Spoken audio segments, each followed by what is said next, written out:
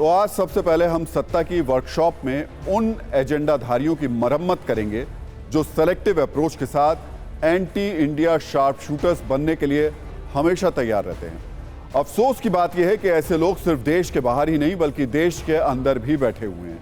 आज हम बीबीसी से भी सवाल पूछेंगे जो भारत में रहने वाले अल्पसंख्यक समुदाय के बहाने प्रोपोगेंडा वाली स्क्रिप्ट लिखकर दुनिया में ढिंढोरा पीटता है, लेकिन विदेशों में रहने वाले अल्पसंख्यक हिंदुओं पर अत्याचार उसे दिखाई क्यों नहीं देता है। इसलिए बीबीसी को सबसे पहले हम वो तस्वीर दिखाना चाहते हैं जो ऑस्ट्रेलिया से आई है। ऑस्ट्रेलिया के मेलबर्न में रहने वाले हिंदू इस वक्त बहुत डरे हुए हैं और इसकी वजह है बीते कुछ दिनों से हिंदुओं के प्रति लगातार बढ़ती नफरत। 23 जनवरी को ऑस्ट्रेलिया में एक और मंदिर को कट्टरपंथियों ने निशाना बनाया। इस बार मेलबर्न के अल्बर्ट पार्क में बने इस्कॉन मंदिर में तोड़फोड़ की गई और उसकी दीवारों पर खालिस्तानी नारे लिख दिए गए। चौंकाने वाली बात यह है कि बीते 11 दिनों में ऑस्ट्रेलिया में हिंदू मंदिरों पर हमले की यह तीसरी घटना है, लेकिन इन हमलों को लेकर इच्छाधारी मीडिया ने अपनी आंखें मूंदी हुई हैं।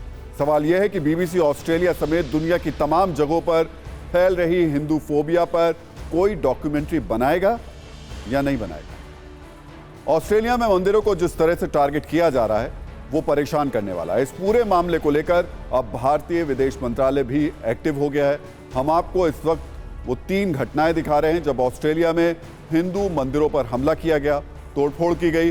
पहले 12 जनवरी को मेलबर्न में स्वामीनारायण मंदिर को टारगेट किया गया। इसके 5 दिन बाद विक्टोरिया में श्री शिव विष्णु मंदिर में तोड़फोड़ की गई और अब मेलबर्न में इस्कॉन मंदिर पर हमले के बाद दीवारों पर खालिस्तानी नारे लिख दिए गए।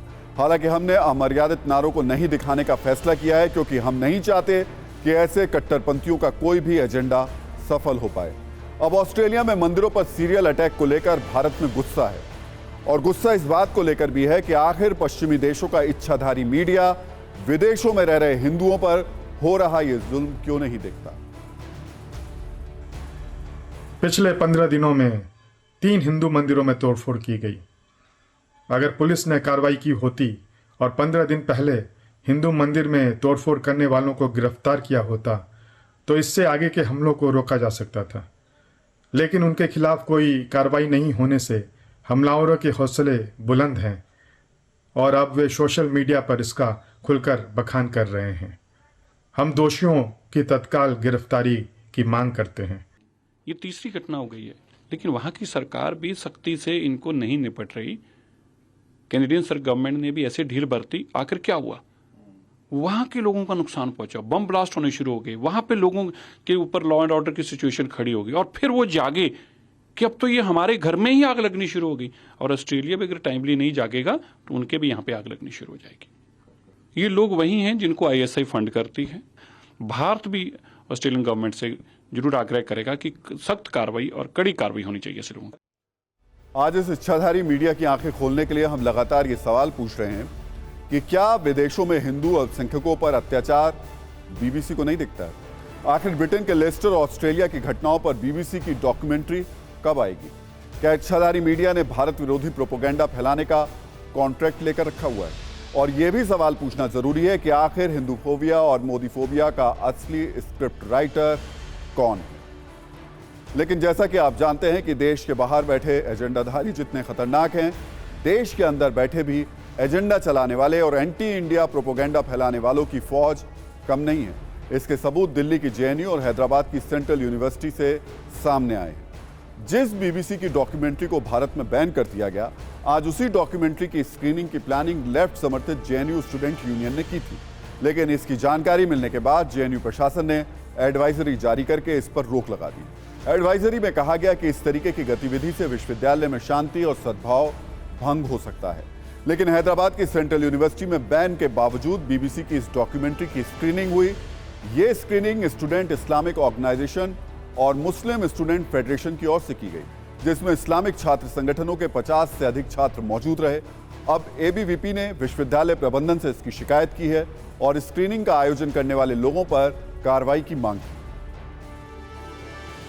ये पूर्ण तरह से हम उसको कंडेम कर रहे और जिन लोग इस पे ऑर्गेनाइज किया उनके ऊपर एक्शन लेना ही बोल के हम यूनिवर्सिटी एडमिनिस्ट्रेशन से भी इंफॉर्मेशन किया, एडमिनिस्ट्रेशन को बोल रहे और साथ साथ इस पे कंपलसरी तेलंगाना पुलिस इंटरफेयर होना है।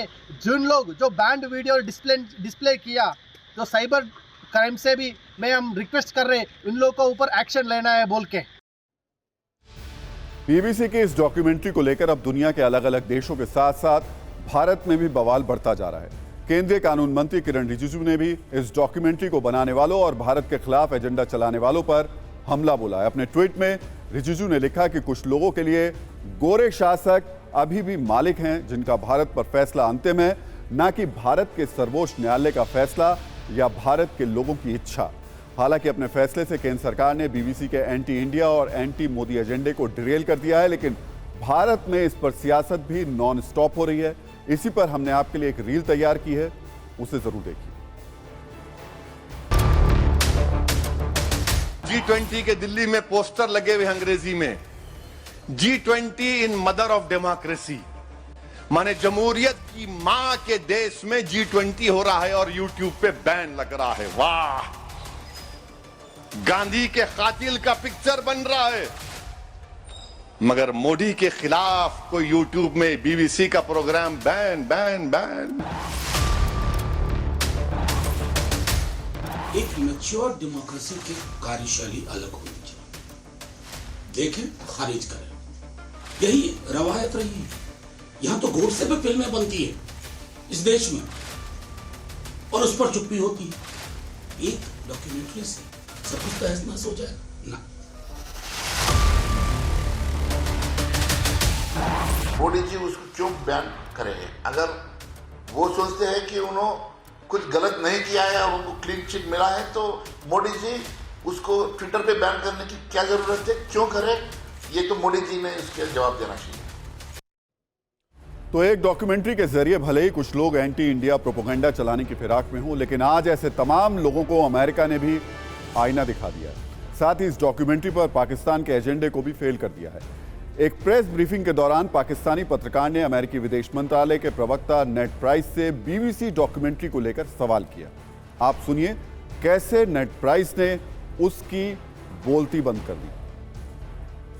I'm not familiar with the documentary you're referring to. I am very familiar with the shared values that connect the United States and India as two thriving, vibrant democracies. I will say broadly is that there are a number of elements that undergird the global strategic partnership that we have with our Indian partners. There are close political ties, there are economic ties, there are exceptionally deep people-to-people ties between the United States and India. But one of those additional elements are the values that we share, the values that are common to American democracy and to Indian democracy. India, of course, is the world's largest democracy. It's a vibrant democracy, and again, we look to everything that ties us together, and we look to reinforce all of those elements that tie us together. Media जब सारे पक्षों और उनके तथ्यों को समान रूप से जगह देने के बजाय सेलेक्टिव हो जाता है, तब वो इच्छाधारी मीडिया कहलाता है। अगर आपको सत्य जानना हो तो इच्छाधारी मीडिया और उसके छिपे हुए विष से आपको सावधान रहना होगा। सत्ता में हम अपने न्यूज़ मित्रों को खबर के सभी ज़रूरी पहलू दिखाते हैं और प्रोपेगेंडा की मिलावट को भी फिल्टर कर देते हैं, ताकि आपका न्यूज़ दृष्टिकोण साफ और स्पष्ट रहे। सत्ता की अगली खबर है तो राजनीतिक, लेकिन इसमें सिचुएशन थोड़ी फिल्मी। दिग्विजय सिंह के एक बयान ने कांग्रेस को चारों तरफ से घेर लिया है। दिग्विजय सिंह उन वरिष्ठ नेताओं में हैं जो अक्सर अपने बयानों से राहुल गांधी और कांग्रेस की मुसीबत बढ़ा देते हैं। वो कुछ ऐसा बोल देते हैं जिससे कांग्रेस फ्रंट फुट से बैक फुट पर पहुंच जाती है और सत्ता से सवाल पूछने के बजाय कांग्रेस को खुद ही जवाब देना पड़ जाता है और कांग्रेस का एजेंडा डिरेल हो जाता है। दिग्विजय सिंह ने कल जम्मू कश्मीर में एक भाषण दिया। इस भाषण में उन्होंने सर्जिकल स्ट्राइक पर सबूत मांग लिए। इस भाषण की आलोचना शुरू हुई तो कांग्रेस ने इनके बयानों से दूरी बना ली। अब आज की स्थिति यह है कि जैसे ही दिग्विजय सिंह के आसपास कुछ मीटर के दायरे में कोई माइक और कैमरा पहुंचता है तो कांग्रेस के कम्युनिकेशन सेल के प्रभारी जयराम रमेश तेजी से वहां पहुंच जाते हैं और मीडिया को सधे हुए अंदाज में धन्यवाद कह देते हैं। ये अपने आप में बड़ी ही दिलचस्प राजनीतिक रील है। इसे देखिए, फिर इस पूरी खबर की डिटेल आपको बताऊंगा। हैंडीवर्क का पाकिस्तान।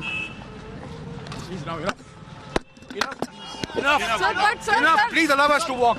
पर सर आपको लगता है ऐसे बयानों से बचना चाहिए? Please allow us to walk now. अभी रहने दो, अभी फिर बात होगी। चलो अभी 10 मिनट के बाद प्रधानमंत्री से एक सवाल पूछिए। अरे यार 10 मिनट के बाद प्रधानमंत्री से सवाल पूछिए। प्रधानमंत्री से सवाल पूछिए। भारत जोड़ो यात्रा है। भारत जोड़ो यात्रा। प्रधानमंत्री से सवाल पूछिए।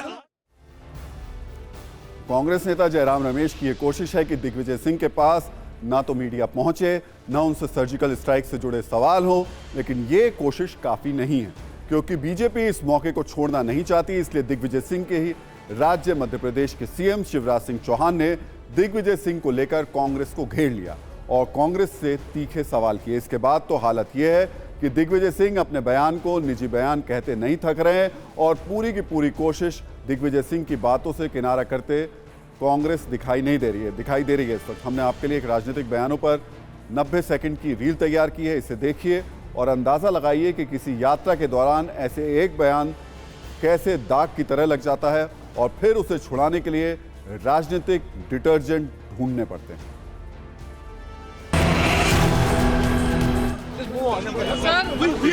Position, I have got the greatest regard and respect for our defense forces, and I hold them in highest esteem. Digvijay Singh ji ने 2019 के सर्जिकल स्ट्राइक के बारे में दिया था और जो प्रमाण मांगे थे वो उनकी निजी राय है।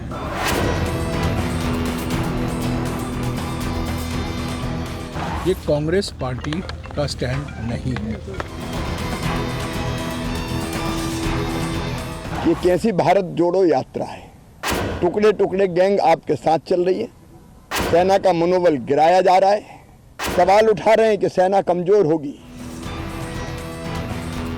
तो मेरे मन में तो कोई शक नहीं है कि जो हमको फौज ने, हमारी बहादुर वायुसेना ने बताया कि वहाँ हुआ है, उस पर कोई शक करें। जब भी राष्ट्र के स्वाभिमान का सवाल आता है, सम्मान का सवाल आता है, दिग्विजय सिंह ऐसा करते हैं। वो राहुल गांधी जी की यात्रा के प्रभारी हैं और मेरी निजी राय ये है कि उनके इशारे पर ही उन्होंने बोला है।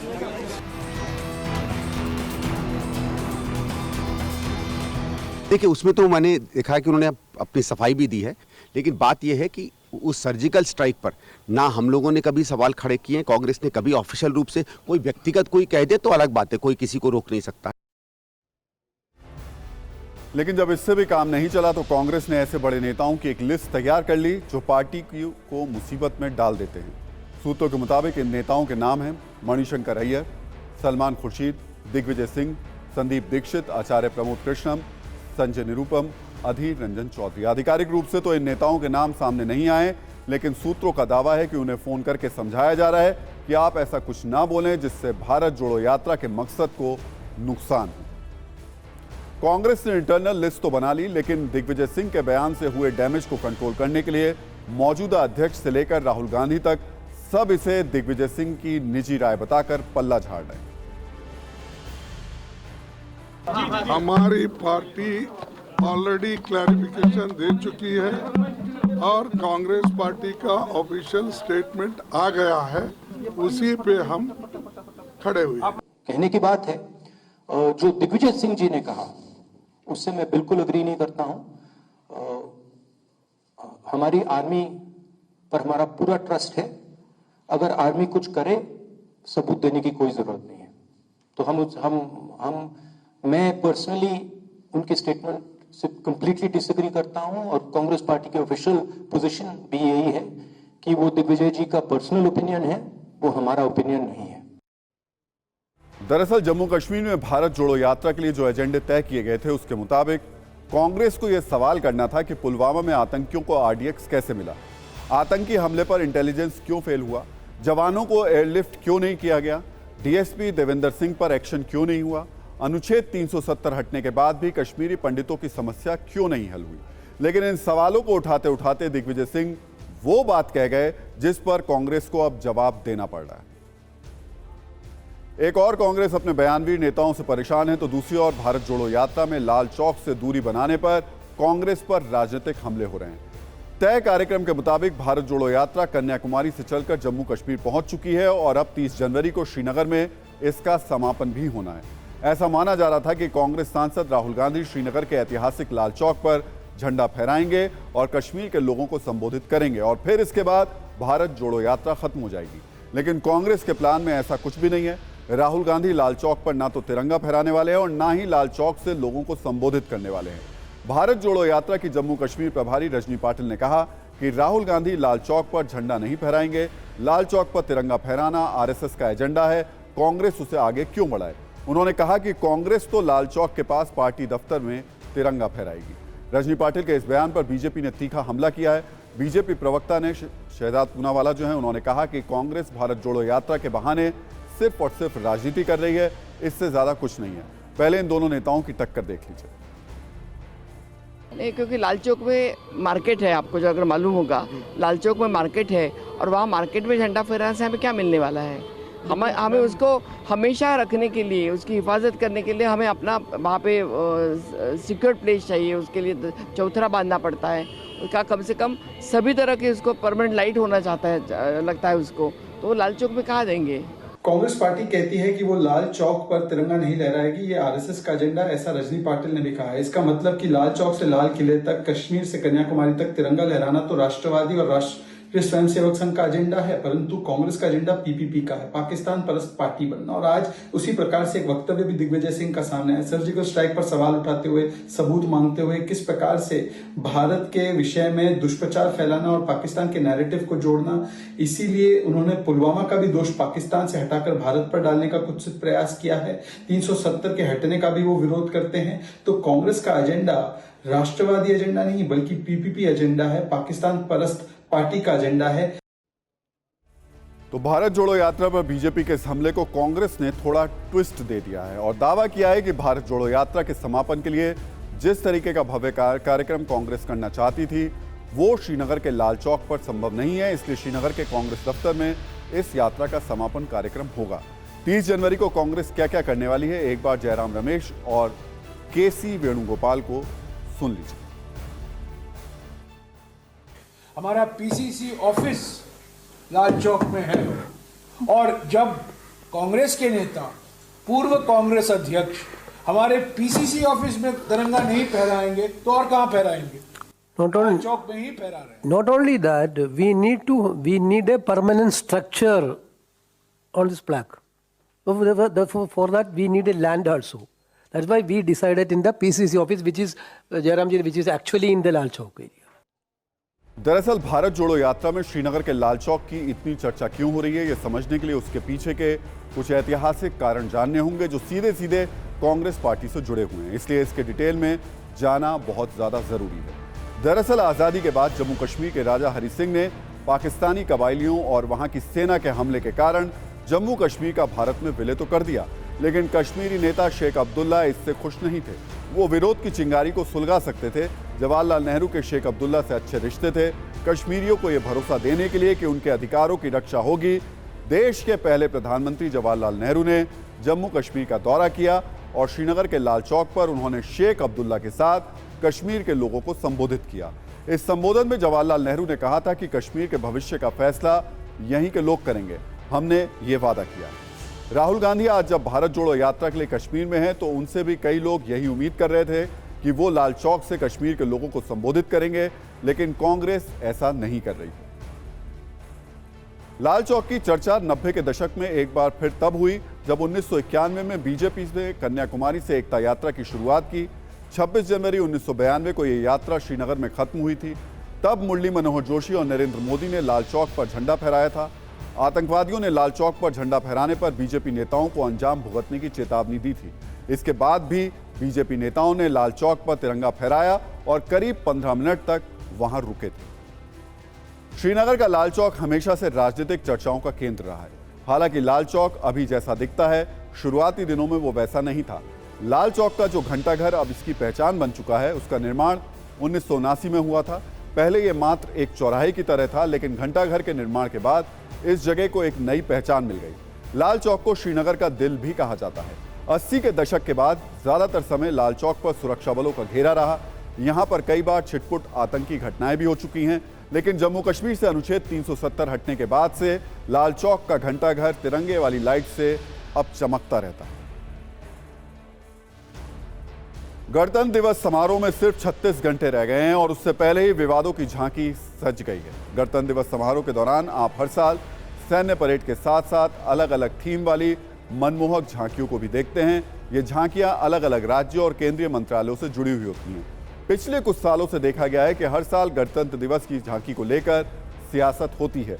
ये भी संभव नहीं कि हर बार गणतंत्र दिवस की झांकी में हर राज्य को मौका मिले। लिहाजा गणतंत्र दिवस की झांकी के लिए राज्यों का सिलेक्शन होता है, जिसमें एक प्रक्रिया से उसको गुजरना होता है। इस बार की बात करें तो इस बार 26 जनवरी के लिए कुल 23 झांकियां निकाली जाएंगी, जो राज्य और केंद्र शासित प्रदेशों की होंगी। 17 राज्यों की झांकी निकाली जाएगी। केंद्रीय मंत्रालय के विभाग की ओर से 6 झांकियां निकाली जाएंगी। इस बार राजस्थान, पंजाब, दिल्ली, हिमाचल प्रदेश, बिहार, छत्तीसगढ़ और राजस्थान की झांकी परेड में नहीं होगी। तो हर बार की तरह इस बार भी जिन राज्यों की झांकी को गणतंत्र दिवस परेड में शामिल नहीं किया गया है, उसे लेकर सियासी घमासान छिड़ गया है। आरोप लगाया जा रहा है कि झांकियों को शामिल करने में पक्षपात किया गया। इसे संयोग कहिए या फिर प्रयोग। पंजाब में आम आदमी पार्टी की सरकार है, जहां की झांकी को इस बार शामिल नहीं किया जाएगा। वहीं दूसरी ओर राजस्थान, छत्तीसगढ़ और ने कहा कि पंजाब देश की शान है और देश के लिए पंजाबियों ने काफी कुछ किया है। ऐसे में पंजाब की झांकी को गणतंत्र दिवस परेड में शामिल ना करना गलत ही हो जाता है। आज हम आपको बताते हैं कि आखिर गणतंत्र दिवस पर झांकियों का सिलेक्शन कैसे होता है। दरअसल हर साल एक्सपर्ट कमेटी झांकियों का सिलेक्शन करती है। ये एक्सपर्ट कमेटी रक्षा मंत्रालय के अधीन काम करती है। कमेटी में art, culture, painting, sculpture, music, architecture, choreography के प्रतिष्ठित जो क्षेत्र है उसके प्रतिष्ठित लोग होते हैं। एक्सपर्ट कमेटी कई सारी बैठकें कर राज्यों और केंद्रीय मंत्रालयों से मिले इन झांकियों के प्रस्तावों का मूल्यांकन करती है। इन झांकियों का उनके विषय, डिजाइन और उसके विजुअल इम्पैक्ट के आधार पर जांच करती है। इसके बाद कमेटी अपनी सिफारिश डिफेंस मिनिस्ट्री को भेजती है, तब जाकर झांकी फाइनल होती है और गणतंत्र दिवस पर कर्तव्य पथ तक वो पहुंचती है। ये तो बात हुई सिलेक्शन की। इस दौरान झांकी को कर्तव्य पथ तक पहुंचाने से पहले कई प्रक्रियाओं से भी गुजरना होता है। आपको 3 फेज में पूरी प्रक्रिया को समझा देते हैं। पहले फेज में सभी प्रस्तावों के स्केच, डिजाइन की जांच की जाती है, जिसके बाद अगर जरूरत हो तो संशोधन के लिए सुझाव दिए जाते हैं। दूसरे फेज में प्रतिभागियों को प्रस्तावों के 3D मॉडल्स के साथ आने को कहा जाता है। हालांकि मॉडल स्टेज में आने का मतलब ये नहीं कि सिलेक्शन पक्का है, इसके बाद भी सिलेक्शन अटक सकता है। तीसरे फेज में फाइनल चयन के लिए एक्सपर्ट कमेटी 3D मॉडल की जांच करती है। एक्सपर्ट कमेटी अलग अलग आधार पर झांकियों की झलक होती है, जिसे गणतंत्र दिवस के अवसर पर दिल्ली के कर्तव्य पथ से दुनिया देखती है। और हर सरकार की कोशिश होती है कि वो अपने प्रदेश की पहचान को सिलेक्शन प्रोसेस तक लाए।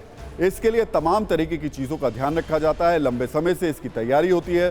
किया जाता है कि स्केच में स्पष्ट रूप से दिखना चाहिए कि झांकी खींचने वाले ट्रैक्टर को थीम के अनुसार इस्तेमाल किया गया है या नहीं है। झांकियों पर किसी तरीके का लोगो लगाने की अनुमति नहीं होती, लिहाजा किसी भी झांकी पर कोई लोगो ना हो ये भी देखा जाता है। झांकियों पर आगे राज्य का नाम हिंदी में, पीछे अंग्रेजी में और साइड में क्षेत्रीय भाषा में लिखा जाता है, इसका भी ध्यान रखना होता है। झांकी की ग्राउंड लेवल से लंबाई 45 इंच, चौड़ाई 14 इंच और ऊंचाई 16 इंच से ज़्यादा नहीं होनी चाहिए, ये भी सुनिश्चित किया जाता है। इस आधार पर झांकी का टेस्ट करती है। सबसे पहले काम होता है प्रस्तावित थीम को बारीकी से देखना। एक्सपर्ट कमेटी ये भी देखती है कि झांकी का आम लोगों पर असर क्या होगा, क्या मैसेज जाएगा। झांकी विजुअल आधार असर की समीक्षा होती है। आइडिया, थीम, म्यूजिक पर भी उसकी चर्चा होती है। झांकियों में समानता ना हो ये भी सुनिश्चित किया जाता है। फाइनल समीक्षा के बाद किसी भी झांकी के गणतंत्र दिवस परेड में शामिल होने पर मोहर लगती है। इसके अलावा और भी कई फैक्टर्स काम करते हैं। लिमिटेड टाइम और स्पेस की कमी के कारण परेड में भाग लेने के लिए लिमिटेड संख्या में ही झांकियों को शॉर्टलिस्ट किया जाता है। डिफेंस मिनिस्ट्री का जोर होता है कि सिलेक्शन प्रक्रिया के बाद सबसे अच्छी झांकी ही परेड में शामिल। सत्ता में अब सरकार और सुप्रीम कोर्ट के बीच जजों की नियुक्ति के विवाद की बात, जिसमें कानून मंत्री किरण रिजिजू ने एक बहुत गंभीर मुद्दा उठाया है। किरण रिजिजू ने कहा कि सुप्रीम कोर्ट कॉलेजियम ने जिन जजों के नाम भेजे थे, उन जजों पर रॉ और आईबी के इनपुट को कोर्ट द्वारा सार्वजनिक करना एक गंभीर मुद्दा है। दरअसल सुप्रीम कोर्ट ने 5 वकीलों को हाईकोर्ट में जज बनाने की सिफारिश की थी, जिस पर कानून मंत्रालय ने कुछ आपत्तियों के साथ 3 नामों को वापस भेज दिया था। सरकार ने जिन जजों के नाम वापस भेजे थे उनमें से एक नाम वकील सौरभ कृपाल का था, लेकिन सरकार से असहमत हुए सुप्रीम कोर्ट कोलेजियम ने सौरभ कृपाल के नाम को फिर से सरकार के पास भेज दिया और कहा था कि सौरभ कृपाल के समलैंगिक पार्टनर के विदेशी होने पर रॉ की जो आपत्तियां हैं उससे ऐसा नहीं लगता कि राष्ट्रीय सुरक्षा पर कोई असर पड़ता। रॉ की इस रिपोर्ट का जिक्र जिस तरह सुप्रीम कोर्ट ने किया उस पर आज कानून मंत्री ने सवाल उठाया और कहा कि अभी तो मैं इसके डिटेल में नहीं जाऊंगा, लेकिन समय आने पर इस मुद्दे को सही मंच पर उठाऊंगा। यानी आगे आने वाले वक्त में सरकार और सुप्रीम कोर्ट के बीच कोलेजियम वाली चिंगारियां और भड़की। बहुत ही सीरियस जो रॉ का इंफॉर्मेशन, रॉ का इनपुट्स और आईबी का इनपुट्स को पब्लिक डोमेन में डालने का सवाल है। ये गंभीर विषय है। सही समय पर मैं इस पे टिप्पणी जरूर दूंगा।